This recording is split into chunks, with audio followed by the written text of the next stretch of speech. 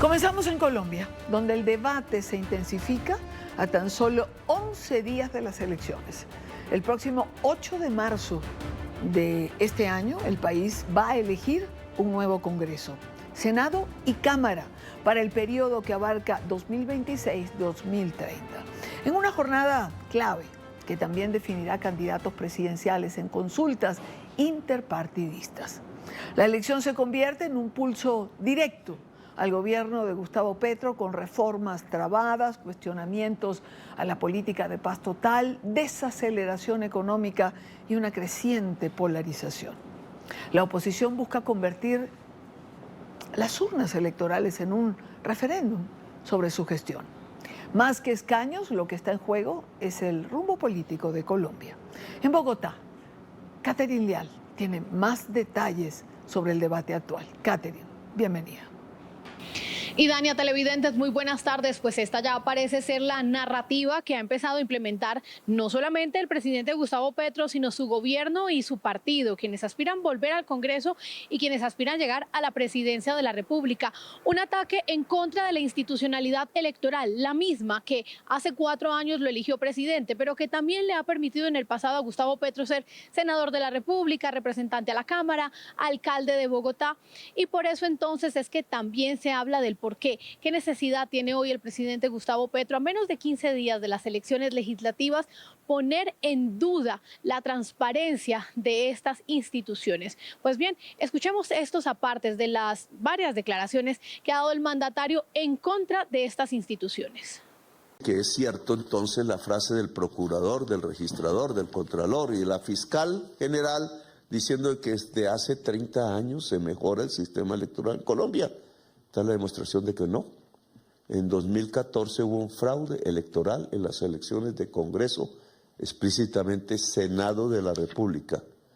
Y lo que aquí encontraron se mantiene hoy. ¿Por qué? Porque no solo tengo esto que entregaré a autoridad competente, yo creo que internacional, por lo que acabo ya de recibir de la Fiscalía, donde en exactamente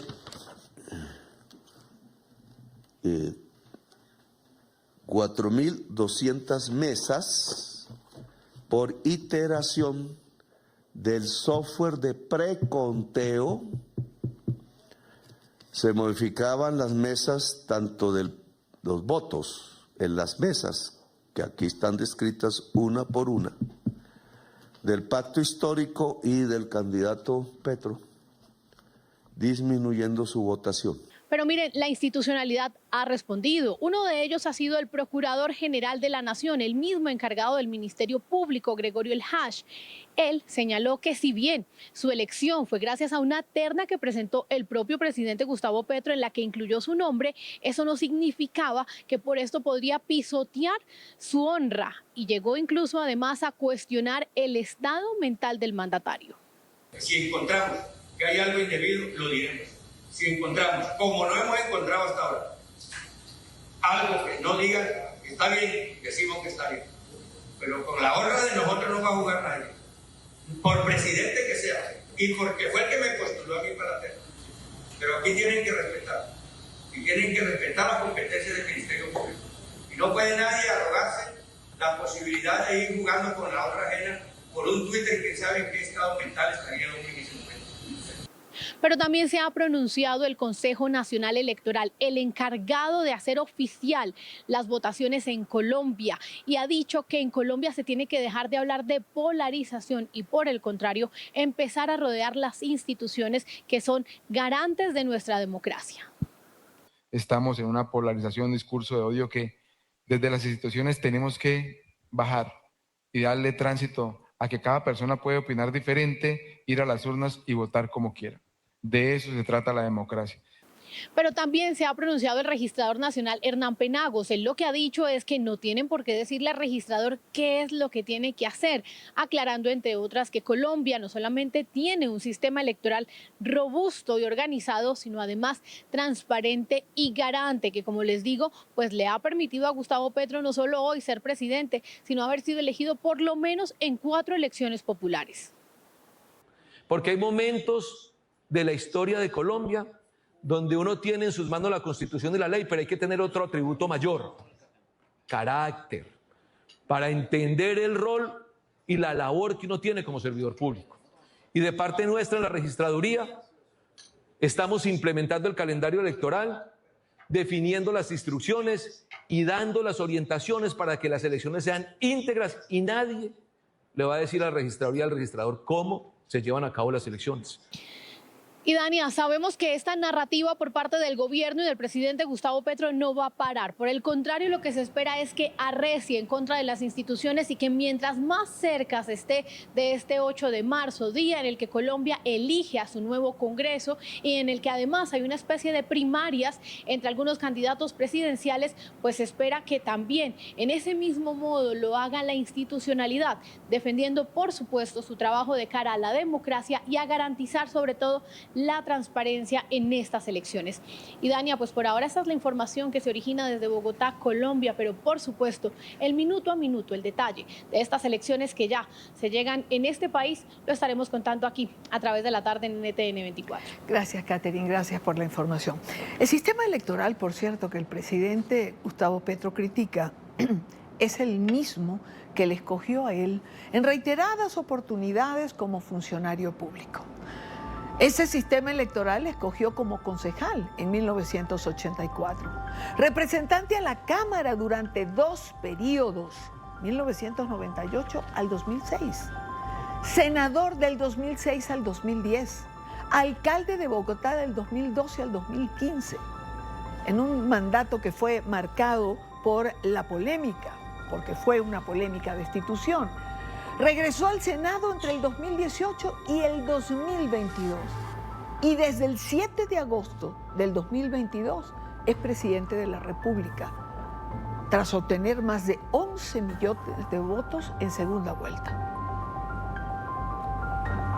Ese proceso electoral que avaló cada uno de estos cargos que hemos mencionado es el que hoy el presidente Petro quiere poner en entredicho.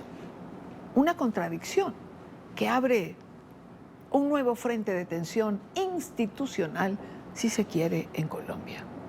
¿Por qué el presidente Petro no se ocupa, por ejemplo, dicen algunos, de la grave advertencia que hace la defensora del pueblo colombiano, Iris Marín, quien señala que grupos armados ilegales como el Clan del Golfo, el Tren de Aragua, tienen presencia en Bogotá y amenazan en presente las campañas políticas?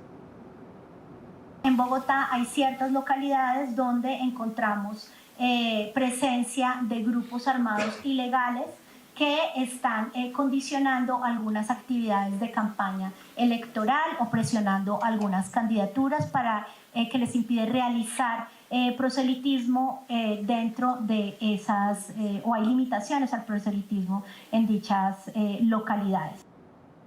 ¿Por qué no se ocupa el presidente Petro, por ejemplo, de garantizar que en aquellos lugares que están tomados por el crimen organizado exista la presencia que garantice que los ciudadanos colombianos pueden votar? Para conversar sobre esto, quiero saludar a esta hora en Bogotá, en Colombia, a Alejandra Barrios, directora nacional de la Misión de Observación Electoral de Colombia. Bienvenida, gracias por atendernos. Y Dania, muchísimas gracias por la invitación y a todos los que nos están acompañando pues, a hablar de elecciones. A ver, hablar de elecciones, bueno, es lo propio, es lo importante en el aquí y el ahora, cuando estamos a unos días de celebrar este proceso electoral. Ahora, ¿por qué intentar crear este manto o echar este manto de duda sobre un proceso electoral que es reconocido en el mundo como uno de los mejores y más rápidos a nivel global? Pues mira, Idamia, este tema aparece con esta fuerza, con este nivel de fuerza, por primera vez en este proceso electoral. Ya se habían dado unas puntadas en el 2022. Esto llevó, por ejemplo, a que en las redes sociales se moviera que el acta electoral, es decir, el E14, se mascara con asteriscos, se llenara todo, que no se dejaran espacios en blanco. Y esto generó algunos problemas en la transmisión de los datos, pero no en el proceso de escrutinio. Porque como tú lo señalas, Colombia presenta información absolutamente rápida, más rápida que cualquier país de América Latina, incluyendo Estados Unidos, sobre los resultados electorales. Entonces, 2022 empieza a ponerse ese tema sobre la mesa y eso genera unos problemas reales en las elecciones a Congreso para la transmisión de la información e hizo mucho más lento también el proceso de escrutinio porque teníamos actas casi que imposibles de leer en algunos casos para poder identificar los votos. Y eso hace que para este proceso electoral tengamos hoy las redes sociales, si va a haber fraude o no va a haber fraude, y muy poco se habla de cuáles son las garantías. Fíjese una cosa, creo que en base a lo que usted señala hay que diferenciar. ¿Cuáles son los riesgos? Vamos por allí. ¿Qué hay que tomar en cuenta? Los riesgos ciertos del proceso electoral en Colombia, porque la verdad que los riesgos no los veo precisamente por parte de los organismos electorales. Mira, efectivamente, ¿cuáles son los riesgos que tiene un proceso electoral en Colombia, que es un país tan complejo? Y es un país tan complejo porque tiene presencia de grupos armados ilegales, tiene presencia del narcotráfico, estamos en un momento donde hay una dispersión y fragmentación de los grupos armados ilegales. Entonces, nosotros tenemos un riesgo absolutamente claro y es la afectación que puede tener en los procesos electorales y que tiene. Ojo, porque esto no es un supuesto, que tienen un proceso electoral, que lo hemos visto en este proceso electoral. Hay algunos territorios en este país donde es imposible o muy difícil por parte de las candidaturas hacer proselitismo electoral, moverse por esos territorios. El mejor ejemplo es Cauca y Arauca, donde lamentablemente ya ocurrieron hechos en esa materia, donde tenemos un número muy importante de desplazados debido a confrontaciones armadas en el Catatumbo. Chocó, que de manera permanente y lamentablemente vive desplazamientos o confinamientos, y eso afecta obviamente el proceso electoral. Entonces hay un toma de seguridad que es real, no solamente para los candidatos, no solamente para los ciudadanos, sino que el día de las elecciones es el Ejecutivo, en cabeza del Ministerio de Defensa y del Ministerio del Interior, quienes tienen que garantizar que todos los puestos de votación puedan ser abiertos en todo el territorio nacional, incluyendo donde hay presencia consolidada de grupos armados ilegales. Ese es uno. Riesgo que está, que es latente, que existe, que puede ser medido. No es un riesgo imaginario. Segundo riesgo, que tampoco es imaginario. Para los que no están en Colombia, nos están viendo desde el exterior, Colombia está atravesando una ola invernal impresionante, que está afectando seriamente algunos territorios y un departamento en particular, que es el departamento de Córdoba. ¿Eso qué significa? Que a 10 días, 11 días de las elecciones, 11 días de las elecciones que hoy estamos, el gobierno nacional, además de la atención humanitaria, tiene que contemplar en todo su accionar que los ciudadanos que están en albergues, que no pueden votar cerca de su lugar de residencia porque está completamente inundado, puedan tener las garantías necesarias para que puedan moverse e ir a un lugar cercano para poder votar, cerca de los albergues, cerca de los coliseos, cerca de los colegios, que son los que usualmente se utilizan, haciendo un seguimiento permanente para que pueda haber un diálogo entre el trabajo humanitario y los derechos políticos que se expresan a través del voto. Y tenemos en tercer lugar unas distorsiones que no son solamente de Colombia y Denia, lamentablemente son de América Latina y de otros países, que son la compra de votos, financiación irregular o ilegal de las campañas políticas, el ofrecimiento de bienes y servicios para favorecer determinadas candidaturas o partidos, la participación en política de funcionarios públicos. Ese no es un tema menor. Colombia tiene un número muy importante de contratistas y estos lamentablemente en algunos casos son llamados para que voten por determinadas candidaturas si no se les finaliza o no se les renueva los contratos. Entonces, esas distorsiones están ahí y sobre esas distorsiones hay que trabajar. Eso le compete a la Procuraduría, le compete a la Fiscalía, le compete a la Policía, pero también al Gobierno Nacional en cabeza del Ministerio del Interior, para tener una buena gobernabilidad de un proceso que tiene esas distorsiones relacionadas con delitos electorales. Y ahora tenemos el nuevo tema, digamos, el tema de hoy, de este proceso electoral, que son todas las garantías que se tienen que dar para que el voto de los ciudadanos cuente y sea bien contado. Y ese trabajo es un trabajo específico de las autoridades electorales, que son las que definen cómo se llenan los diferentes formularios, se hace el proceso de votación, tienen que dar garantías de transparencia, acceso a la información, etcétera. Las autoridades de control, que miran los contratos, que se cumplan los contratos, los tiempos, que haya transparencia, etcétera, que han estado encima, Procuraduría y Contraloría han estado encima de este proceso electoral porque es un tema sensible. Y obviamente los partidos políticos tienen una responsabilidad gigantesca en la formación de testigos electorales, presencia en los puestos de votación, la entrega de información adecuada que se requiere para poder seguir adelante en el proceso electoral e indiscutiblemente una función técnica fundamental, que es la de participar en las mesas técnicas, simulacros y auditorías, porque aquí hay 3 auditorías. 2 auditorías contratadas, una por el CNE, otra por la registraduría, y la auditoría de los partidos políticos. Esta de los partidos políticos empieza el día de mañana. Usted ha descrito, Alejandra, perfectamente el mapa de riesgos ciertos, no supuestos. Ahora, el Ejecutivo Nacional, el presidente, tendría que dar garantías de la mayor... garantías para que esos riesgos que usted señala puedan ser minimizados. El invierno que ha afectado ciertas zonas, los lugares del país donde el control lo ejercen los grupos al margen de la ley, etcétera, etcétera. Garantías de seguridad. ¿Por qué lo contrario? ¿No tendría él que dar el ejemplo? Es decir, ¿por qué insistir en crear duda sobre un proceso que ha demostrado ser transparente? Y ahí lo que acabas de señalar es absolutamente importante. El Ejecutivo en la organización del proceso electoral no juega un papel secundario. En Colombia, a diferencia del resto de países de América Latina, la gobernanza del proceso electoral es interinstitucional, incluye a los partidos políticos y a la misión de observación electoral, como demás organizaciones que tengan involucradas con el proceso electoral. Y eso se hace a través de las comisiones de seguimiento electoral. ¿Quién está al frente de las comisiones de seguimiento electoral? Que es la reunión de todas las autoridades. Todas están, la autoridad electoral, los ministros, es decir, el Ejecutivo, partidos políticos. Están todos. Está en cabeza del Ministerio del Interior, del señor ministro del Interior. Y ahí se tienen que llevar todos los temas. Es absolutamente legítimo que en un proceso electoral cualquier ciudadano colombiano, partidos, candidatos, inclusive autoridades y la misma MOE hagan preguntas. Venga, ¿cómo se va a hacer esto? ¿Qué tan seguro es este procedimiento? Yo quiero verlo, quiero probarlo, quiero participar de la auditoría, quiero que me expliquen. Es completamente legítimo. Un proceso electoral no debe ser una caja negra de confianza pura. Todo tiene que ser probado.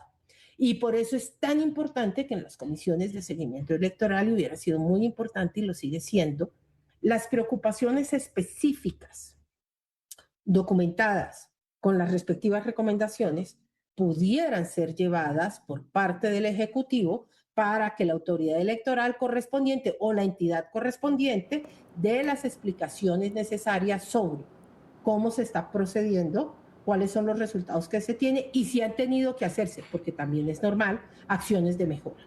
Ningún proceso donde hayan seres humanos o haya tecnología es un proceso impecable. Siempre se van a encontrar problemas, pero esos problemas tienen que identificarse y solucionarse. Claro. Y hemos estado en algo que también es la primera vez que pasa, en una serie de temas que aparecen sobre la logística electoral, pero son muy difusos, es decir, no hay una lista de chequeo clara donde nos podamos aproximar como observadores electorales para decir, estos problemas los está planteando tal ministerio, estos son los que señala el presidente, y que podamos ir cogiendo uno a uno para ir revisando si es un problema, si no es un problema, si tiene que haber una acción de mejora, sino que también a través de las redes sociales, lamentablemente, lo que cada día amanecemos con 2 o 3 problemas nuevos, que no eran problemas el día anterior. Y obviamente, a medida que se acerca el proceso electoral, cuando aparecen estos temas nuevos, lo que se va generando en la opinión pública es una sensación de desconfianza y de incertidumbre. Colombia tiene muchísimas garantías y la primera garantía en un proceso electoral es que el conteo, el preconteo de los votos lo hace en primer lugar los ciudadanos, que el escrutinio lo hacen jueces y notarios y que la información la puedes ver escaneada en la página de la registraduría, no al otro día, no dentro de 3 días, no dentro de una semana. Es inmediato como se va subiendo la información, tanto así que en las muestras aleatorias, que en las pruebas aleatorias que nosotros hacemos de resultados electorales, lo que estamos viendo son las actas que aparecen publicadas en la misma página de la registraduría, e inclusive podemos rápidamente decir solo se ha publicado el 10%, el 5%, es decir, podemos ver el ingreso de la información y podemos ir haciendo pruebas aleatorias, porque pues obviamente la MOE no le vigila los votos, ni lo va a hacer a una organización política. Vemos el proceso en general. Claro, claro. Ahora, la observación internacional garantizada juega un papel importante, siempre lo ha jugado, y entiendo que ya hay parte de ella en territorio colombiano. Sí, ya está en Colombia la presencia de la observación internacional de la Unión Europea. Ya tiene despliegue territorial, presencia en los 32 departamentos del país, y estamos esperando la llegada de la OEA, que ya debe tener que darse o al final de esta semana, inicios de la próxima semana, la observación de la OEA, que viene y hace también a partir de sus protocolos los procesos de acompañamiento necesarios. Me imagino que para todas, igual que para la MOE, el tema de transparencia de la organización de las elecciones, de las garantías que hay para que los votos sean más bien contados, pasó a ocupar un muy primerísimo lugar, porque pues es el tema que está puesto sobre la mesa y al que se mueve en la opinión pública. Pues quiero agradecerle a Alejandra Barrios, directora nacional de la Misión de Observación Electoral de Colombia. Gracias por estar con nosotros en esta parte del programa. A ustedes muchísimas gracias por la invitación, siempre un placer. Seguramente tendremos oportunidad de conversar en esta dinámica electoral. Ahora, ¿es acaso una movida política del presidente Petro para desconocer algún tipo de resultado si le es adverso el Congreso? ¿Es acaso el camino previo de cara a las elecciones presidenciales cuya primera vuelta será el próximo mes de mayo? ¿Qué piensan otros candidatos o precandidatos que corren por la primera magistratura? Para Sergio Fajardo, por ejemplo, no hay otra intención que no sea producir el caos, palabra con la que para él se identifica el presidente Petro. Y el presidente, que tiene una gran capacidad, el presidente, de hablar, de decir, de confrontar, de crear malestar. Él es el hombre del caos. La paz total fue un caos total. Crea un caos, crea incertidumbre, crea malestar, crea rabia, y esa es la Colombia que nosotros no necesitamos. Por eso digo, por ese camino vamos con una confrontación social. Yo no creo en eso. Y el presidente no puede hacer política y está haciendo política de manera descarada. Y eso no puede ser y no es correcto. Pero eso lo viene haciendo desde siempre. Desde siempre, cada que hay elecciones dicen que se las van a robar y ganaron y todo eso. Yo he perdido y siempre he sido respetuoso. Y el presidente tiene que respetar en Colombia, así no sea muy emocionante decir que hay que respetar. La candidata presidencial o la precandidata Paloma Valencia le sugiere ocuparse de los riesgos reales, como por ejemplo que muchos candidatos del Centro Democrático hayan sido declarados objetivos militares. Nosotros sí queremos expresar nuestra preocupación por la insistencia del presidente Petro en señalar un presunto fraude. Pareciera que lo que se está configurando son un discurso para poder desconocer los resultados electorales que hoy no le están siendo favorables a su partido político. Lo grave es que mientras critica a la registraduría, ordena alterar los formularios y dice que le van a hacer trampa, no logra probar dónde es que están los fraudes del software, no logra mostrar realmente ninguna inconsistencia, pero se quedan callados frente a la violencia que se está ejerciendo contra el primer partido de oposición en Colombia. Aquí nos están declarando nuestros candidatos objetivo militar en Arauca, en el Cauca, y el gobierno no dice nada. Destruyen nuestras sedes, nuestra publicidad y no dicen nada. Vicky Dávila, por su parte, asegura que se trata de un cálculo político en caso de que la izquierda perdiese las elecciones.